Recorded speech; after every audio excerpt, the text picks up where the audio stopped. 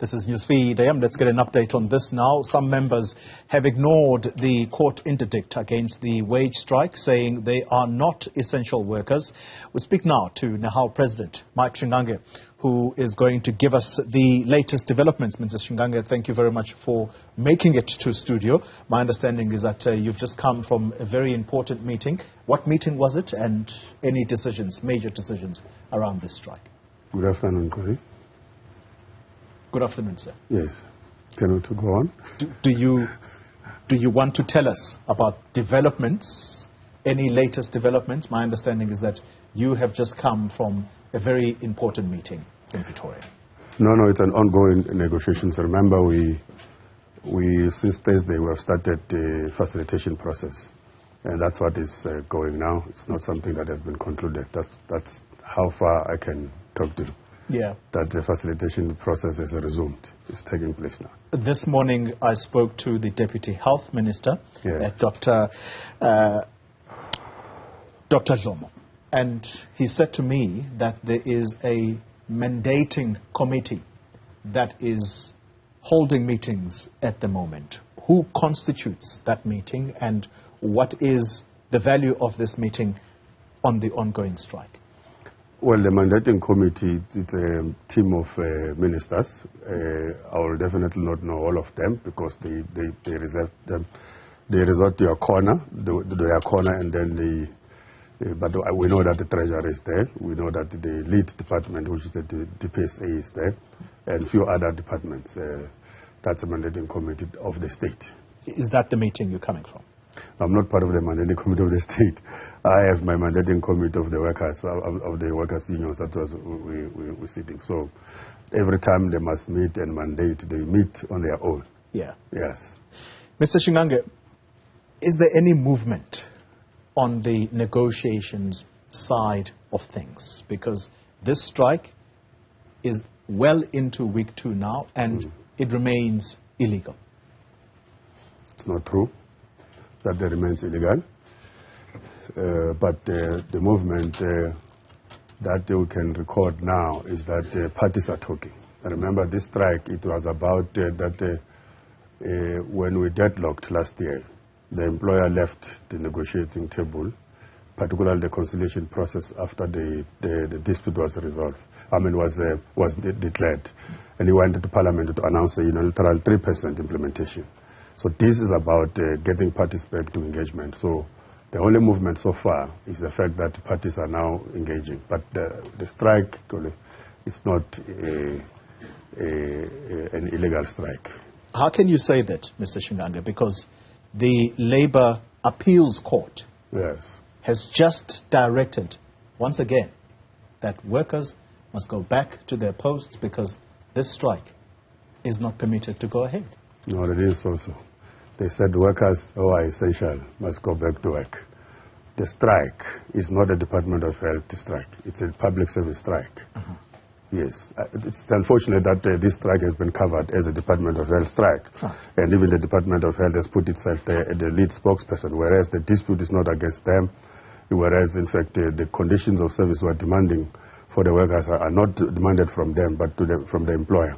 So that which the Labour Court, Appellate Court, pronounced yesterday is insofar as the essential component of the workers' public service, not the entirety of the state administration. All right. So it looks like we're going to be having a play on words here, Mr. Shingange, because the most affected part is the health services. So are you saying here today that health workers who were participating in the strike, those workers who are classified as essential, are now back at work? The essential component of the strike is now back at work. That's the official word. Can we classify that as breaking news, that health workers are back at work? It's not breaking news. It's a court outcome since yesterday. And the court have ordered us to communicate as widely as possible to our constituency, to all those workers who falls under the essential services. We have done so. Okay. All right. I think now we're getting somewhere. So health workers who have been participating in the strike, those workers are back at work. Is that what you have told them? And what should happen to those workers who are health practitioners if they're still on the streets, what is your advice to them? Well, we don't know any ones that will have ignored the court order, because that much we have said, except those who were not maybe required to be on duty by the time when the picket lines are taking place. We think that they will, of course, as we said, they are free to join the picket lines. And we've said all of those who are health workers who are supposed to have reported to work during their breaks for particularly lunch hours, they must hold pickets, and we will join them to keep them updated about the ongoing dispute, because the fact that they went back to work, it doesn't mean that's the end of the fight, and doesn't mean that they are not interested on the developments. So we need, as leadership, to access them in their mass meetings during their time, so that we picket, but also continue to update and engage with them. All right. Yes. Now, I'm quite keen, because you have now colored this strike somewhat, that this is not a health workers' strike. No. It's a public service strike. Yes. The police were said to be saber-rattling, wanting to go to the picket lines. They are classified as an essential service. Are you saying that they too are not supposed to be on strike? Not me. I know it's not you, but you're part of this this table of union leaders who are around the negotiating table. Look, in the South African Police Service, just like everywhere else in the department, there will be a component of workers that are essentials and those who are not essentials. That's number one. But number two, in terms of the Section 23 of the Constitution, all workers have got the right to go on strike. What should happen in terms of the law, once you designate a service as essential, what must follow the next step is that you must conclude the minimum service level agreement.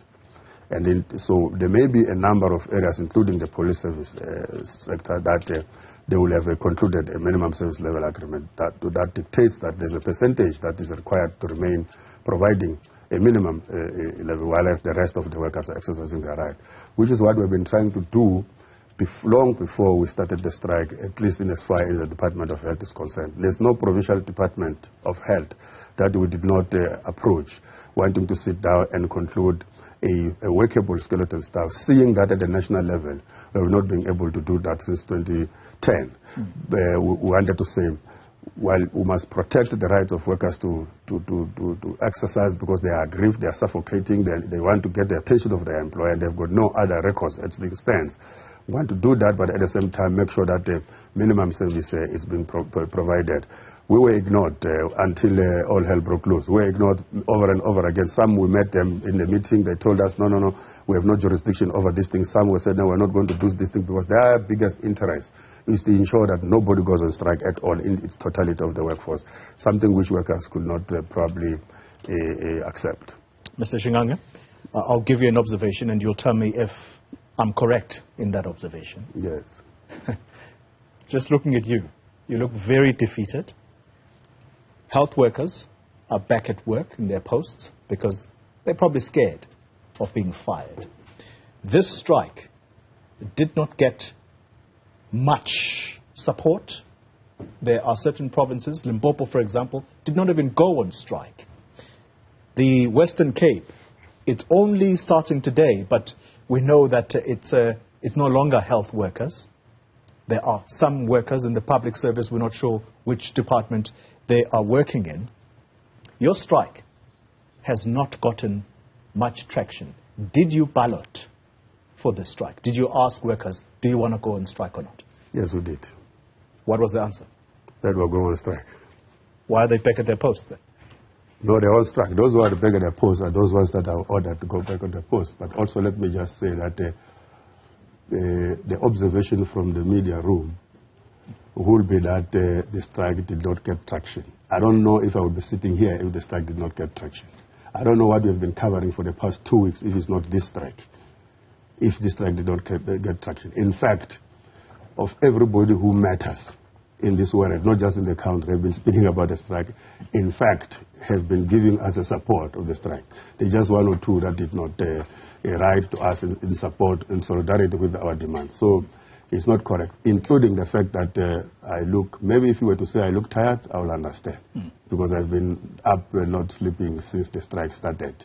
And I've been crossing the country, including media rooms, but also the picket lines, but not defeated, definitely not defeated. And the strike, it has intensified, I must tell you. There are more and more workers that are joining, including more and more unions that did not strike the strike with us that are coming in.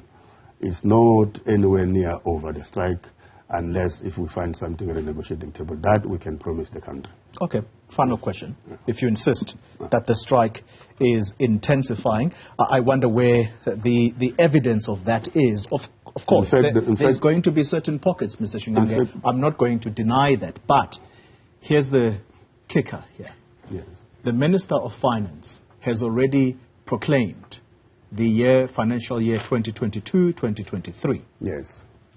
I doubt very much he's going to move on that.